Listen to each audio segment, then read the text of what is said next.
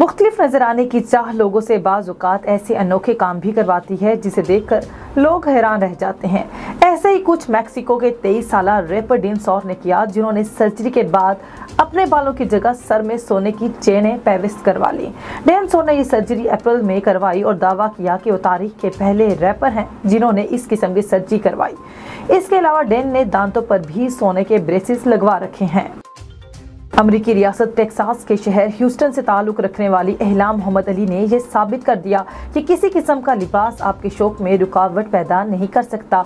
Social media पर इन दिनों इल्हाम की वीडियोस मौजूए बहस हैं, जो अबाया और नकाब पहनकर भारी भरकम मशीनों पर वर्जिश करती दिखाई दे रही हैं। भारतीय शहर भोपाल के एक गोलगप्पे फरोख्त करने वाले शख्स ने बेटी के पैदा होने की खुशी में इलाका मकीनों को मुफ्त में गोलगप्पे खिलाने का ऐलान कर दिया। चेल गुप्ता नामी शख्स के यहाँ 17 अगस्त को बेटी की पैदाइश हुई, जिसके बाद उन्होंने ऐलान किया कि वो इलाका मकीनों को मुफ्त में गोलगप्पे खिलाएंगे।